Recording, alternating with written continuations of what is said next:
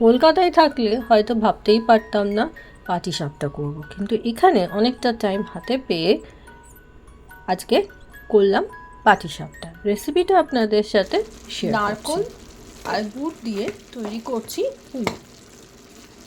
মাখা সন্দেশের পুরো করা যেতে পারে, ক্ষীরের পুরো করা যেতে পারে, যেটা যার পছন্দ। একটা কথা মাথায় রাখতে হবে যে এটা যেন তলায় ধরে না যায়, তা একটু নাড়তে হবে, আর একটু কম আঁচে করলে ভালো হয়। ব্যাটার তৈরি করছি। এটা ময়দা, এই যে কাপ, এই কাপে 2 কাপ ময়দা নিয়েছি, সেম কাপে 1 কাপ সুজি নিয়েছি। এবারে চিনির পরিমাণটা বলি। আমি যেহেতু পুরে গুড় দিচ্ছি, তাই ব্যাটারের মধ্যে মিষ্টির পরিমাণটা কম হবে, আর এটা খুবই গুঁড়ো চিনি, তাই মাত্র 2 চামচ দিচ্ছি এতটা ময়দার মধ্যে। তো আপনারা যদি পুরের মধ্যে মিষ্টি না মেশান, এখানে ব্যাটারের মধ্যে বেশি মিষ্টি দেবেন, তাহলে একটু হলেও মিষ্টি লাগবে। আর যদি দুটোতেই মিষ্টি দিয়ে দেন বেশি, তাহলে ভয়ঙ্কর মিষ্টি লাগবে। এবার পুরোটাই আপনাদের স্বাদ ওয়াইজ। আরেকটা কথা বলি, এই আঁটটা ঠিক করতে হবে। আমি একটু গা মাখা রাখলাম, পুরো টাইট করলে ঝুরঝুরে হয়ে যাবে, তাই একটু গা মাখা যখনই থাকবে তখনই গ্যাস অফ করে দেব। আরেকটা কথা বলি, আঁটটা যদি ঠিকঠাক হয় তাহলে কিন্তু এখান থেকে নারকেল নাড়ু হয়ে যাবে। তো আপাতত আমার পুরটা রেডি হয়ে গেছে, এবারে আমি ঠান্ডা হওয়ার অপেক্ষা করব। এবারে দেব চালের গুঁড়ো বা চালের পেস্ট। আমি যে প্রপোর্শনটা দেখালাম তার সাথে মোটামুটি এই কাপের হাফ কাপ মতো চালের গুঁড়ি দেবেন। কিভাবে চালের গুঁড়ি তৈরি করবেন, ওভারনাইট চাল ভিজিয়ে রাখবেন, মিক্সিতে পেস্ট করে নেবেন, অথবা অবশ্যই জল দিয়ে পেস্ট করবেন, বা হামানদিস্তা যদি করেন শুকনো পেস্ট করতে পারেন, বেশি চালের গুঁড়ি দেবেন না। এবারে মেশাতে হবে ভালো করে দুধ দিয়ে। দুধটা আমি জাল দিয়ে রেখেছি, ঠান্ডা হওয়ার পরে মিক্সড করবেন। এবারে ধীরে ধীরে দুধ দেব, ঠান্ডা দুধ কিন্তু মনে রাখবেন, একবারে পুরো দুধ দেব না, খানিকটা দেব, মেশাবো, যদি লাগে তাহলেই আবার দেব।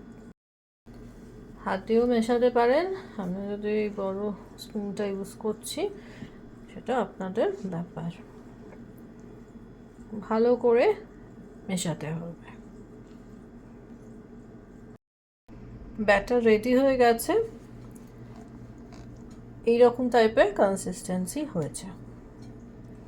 তো প্রথমে একবার দিয়ে দেখতে হবে, যদি বাই চান্স ওটা ঠিক মতো না হয় তখন আমি আরেকটু পাতলা করব, তবে এরকমই রাখার চেষ্টা করবেন।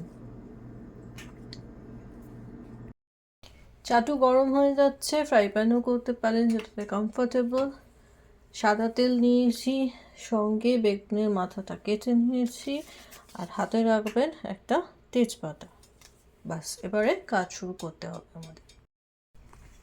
তেল দিয়ে চাটুটাকে ফার্স্টে একটু সাবধানে করতে হবে, এখানে কিন্তু তেল ছেটে পুরো চাটুটাতে তেলটা গুলিয়ে নিতে হবে। মা ঠাকুমাদের রেসিপি, মা দিদা ঠাকুমা এদের রেসিপি আজকে আমি ট্রাই করছি, কিন্তু খুব সহজভাবে দেখাচ্ছি, আশা করি আপনাদের কোনো প্রবলেম হবে না।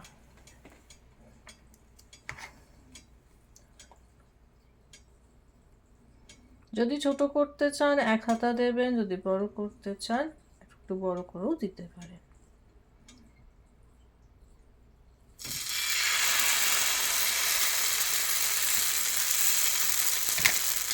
টানার জন্য ইউজ করছি তেজপাতা।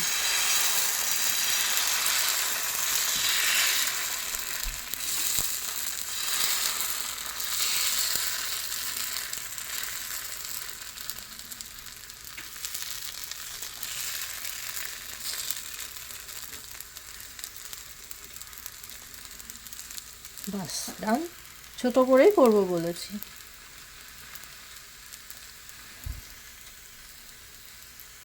যেহেতু আমার চাটুটা গরম হয়ে গেছে, তাই দেওয়ার পরপরই দিয়ে দিচ্ছি করে রাখা নারকোলের পেস্টটা।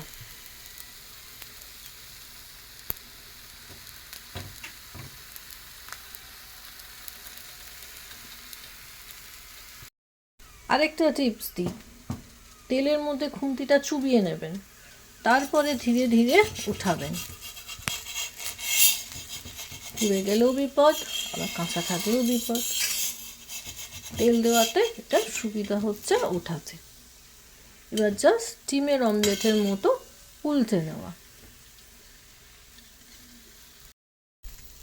হালকা ভাজা হবে।